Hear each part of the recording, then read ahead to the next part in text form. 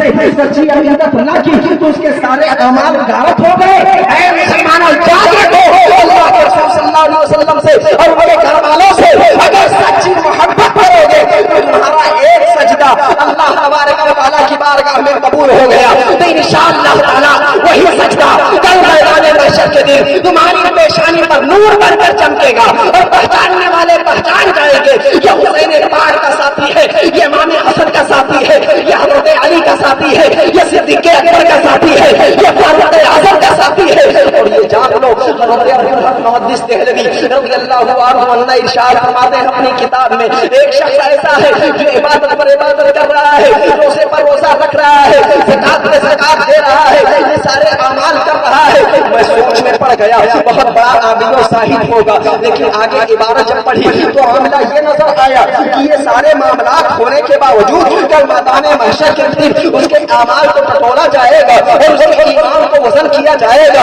اس کے ایمان کا موازنہ کرنے کے بعد میں پتہ یہ چلے گا اس کی نمازیں سب کمزور ہو گئی ہے اور اس کا ایمان بھی کمزور ہو گیا ہے۔ آخر پوچھیں گے فرشتے اس کا اعمال کیوں کمزور ہو گیا؟ کہا اس کے ایمان نہ ہونے کی بنیاد پر پتہ کیا چلا، لوگ کہیں گے اچھا اعمال تھا، اچھی نماز تھی، اچھا روزہ تھا، اچھے زکات تھے، آخر کیوں مار دیا گیا؟ کہیں گے اس لیے مار دیا گیا کہ اس نے رسول سے محبت نہ کی ہے، رسول کے گھر والوں سے محبت نہ کی ہے، اس نے اپنے نماز پر غرور کیا ہے، اس نے اپنے زکات پر غرور کیا ہے۔ لنگی چاہے کرتا چاہے آستین چاہے یہ مت سمجھو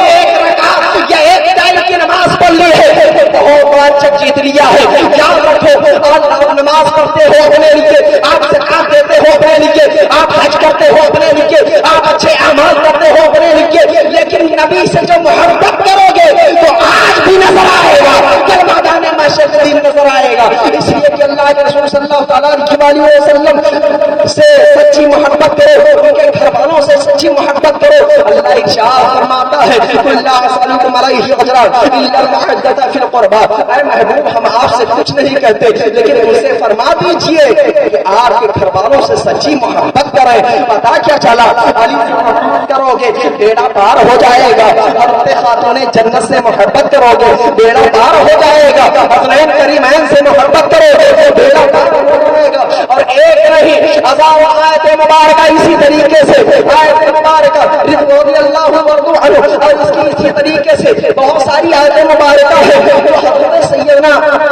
خاتون جنت علی کے مرتضیٰ حسنین کریمین نبی کے محترم صلی اللہ تعالیٰ علیہ وسلم یعنی اہل بیت اطہار پر دار ہے۔ اور اسی طریقے سے حدیث مبارکہ کی چاہے سیدہ کی کتاب مسلم بیضاوی نسائی ابن ماجہ بخاری شریف یہ ساری کتابیں بھری پڑی ہوئی ہے۔ اللہ کے رسول صلی اللہ تعالیٰ علیہ وسلم اپنے عترتیوں کے بارے میں، اپنے عترتیوں اپنے خاندان والوں کے بارے میں، ان کے حق کے بارے میں بار بار آگاہ فرما رہے ہیں۔ آپ جب علماء سے قریب ہوں گے آپ سمجھنے کی کوشش کریں گے تب یہ بات آپ کو سمجھ میں آئے گی کہ آپ کو پتہ نہیں ہے کل میدان محشر ہے، میدان کربلا میں حضرت سیدنا امام حسین رضی اللہ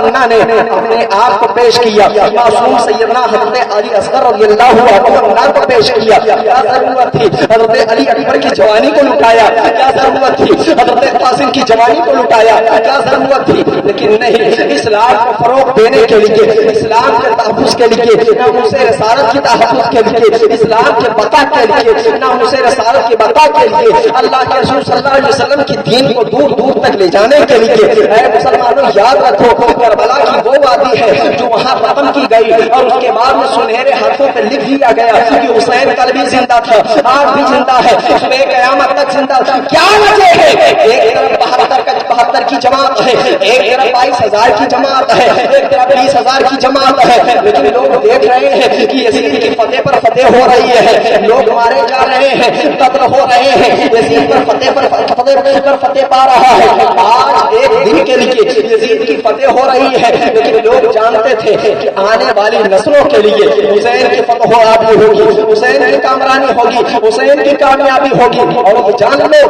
اگر حسین حق نہیں ہے یاد رکھو آج کل کے جو وہابی ہیں، آج کر کے جو طیبنا ہے اپنی کتاب میں جو یہ لکھتے ہیں معاذ اللہ حسین باغی تھے، حسین اگر بچ جاتے تو ان کا قتل کر دینا واجب تھا۔ محمود عباسی اپنی کتاب خلافت معاویہ و یزید میں لکھتا ہے کہ حسین اگر بچ جاتے تو ان کا قتل کر دینا واجب تھا، اور اپنی کتاب میں لکھتا ہے یزید امیر المؤمنین تھا۔ میں ان سے کہنا چاہوں گا اگر تم یزید کو حق پر جانتے ہو تو کل سے اپنے بچوں کا نام یزید رکھنا شروع کر دو، اپنے پوتوں کا نام یزید رکھنا شروع کر دو، اپنے نوازوں کا نام یزید رکھنا شروع کر دو۔ یاد رکھو واقعات کربلا سے پہلے کسی کا نام یزید تھا، لیکن واقعات کربلا رونما ہونے کے بعد کسی نے اپنے بچے کا نام یزید نہ رکھا۔ ہاں حسین کل بھی چمک رہے تھے، حسین آج بھی چمک رہے تھے، قیامت تک چمکتے رہیں گے، اس لیے کہ اللہ تبارک و تعالیٰ کے مقدس رسول نے انہیں بلند کر دیا ہے۔ اللہ کے رسول صلی اللہ علیہ وسلم کی گودی میں انہوں نے پرورش پائی ہے، اللہ کے رسول صلی اللہ علیہ وسلم سے انہوں نے تربیت حاصل کی ہے۔ آج ہم اور آپ کے گھر کے بچے ہیں، کچھ بچے ایسے ہوتے ہیں جو کمزور ذہن کے ہوتے ہیں۔ آج کچھ لوگ یہ کہتے ہیں نبی محترم صلی اللہ علیہ وسلم کے نواسے معاذ اللہ حسین کربلا جو ہے پانی کے لیے مارے گئے معاذ اللہ والعیاذ باللہ تعالی، یہ کہا جاتا ہے پیاسے معاذ اللہ قتل کیے گئے، ایسا کہنا غلط ہے، اس لیے کہ امام حسین رضی اللہ عنہ پیاسے ضرور تھے لیکن پانی کے آپ محتاج نہ تھے۔ آج جو کچھ لوگ اپنی زبان اور تیز زبانی کی وجہ سے، چرب زبانی کی وجہ سے اپنی کتابوں میں، اپنی تحریروں میں، اپنے واضح نصیحت میں یہ کہہ دیتے ہیں کہ حسین کو پیاسا رکھا گیا، حسین پیاسے تھے، حسین پیاسے نہ تھے۔ ارے حسین امام علی مقام رضی اللہ عنہ لوگوں کو یہ ذہن دے رہے تھے، لوگوں کو یہ پیغام دے رہے تھے کہ ہمارے اندر طاقت ہے پانی لینے کی، ہمارے اندر صلاحیت ہے زمین کھودنے کی، ہمارے اندر صلاحیت ہے مینا برسانے کی، ہمارے اندر صلاحیت ہے آب زمزم منگانے کی، ہمارے اندر صلاحیت ہے آب کوثر منگانے کی، لیکن پھر بھی پانی نہیں دے رہا ہوں، امتحان دے رہا ہوں۔ اس سے مت یہ سمجھنا کہ میں کمزور ہوں، اس سے مت یہ سمجھنا کہ میں صاحب استطاعت نہیں ہوں، اس سے مت یہ سمجھنا کہ میں صاحب کشف و کرامت نہیں ہوں، سب کچھ ہے لیکن میں اپنے رب کی مرضی پر ہوں، اپنے رب کی رضا پر ہوں۔ اللہ تبارک و تعالی میرا جیسا امتحان لینا چاہتا ہے میں اسی طریقے سے امتحان دے رہا ہوں۔ آج جان لو ہندوستان کی سرزمین پر سیدنا خواجہ غریب نواز رضی اللہ عنہ نے ایک کارے میں پانی بھر لیا، روایت میں آتا ہے پورے انا ساگر کا پانی، دوسری روایت میں آتا ہے پورے اجمیر کا پانی، تیسری روایت میں آتا ہے پورے راجستھان کا پانی، یہاں تک کہ بتایا جاتا ہے کہ ماؤں کے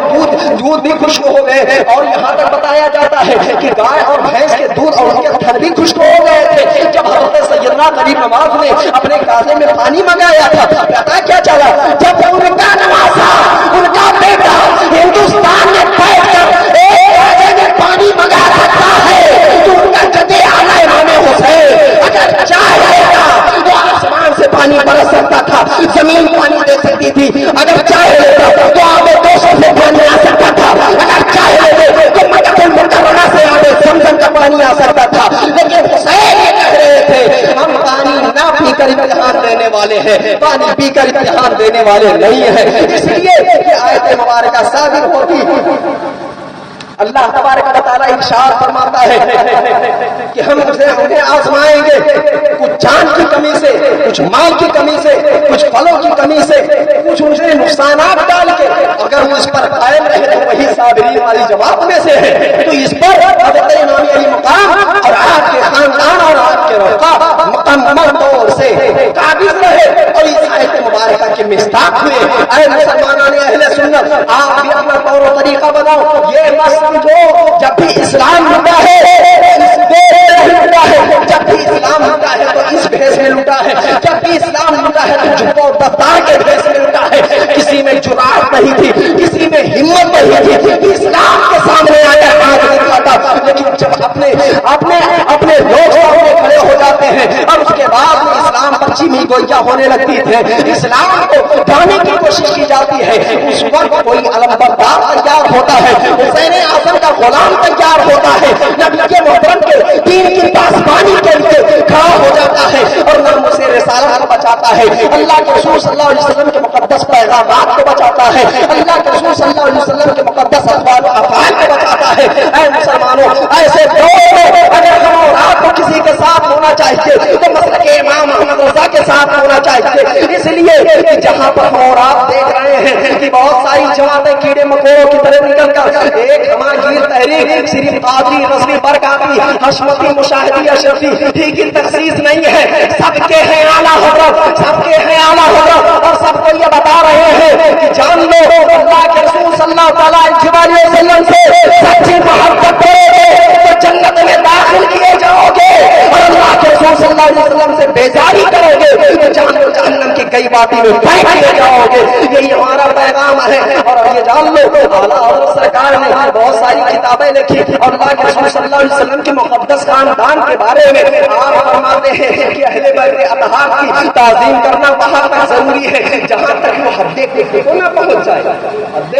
کفر کو نہ پہنچ جائے. جب تک سید زیادہ کفر میں مبتلا نہ ہو جائے وہاں تک اس کی تعظیم ضروری ہے. اب یہ کوئی ضروری نہیں ہے وہ داڑھی رکھے نہ رکھے, وہ نماز پڑھے نہ پڑھے, اس کے اعمال ہیں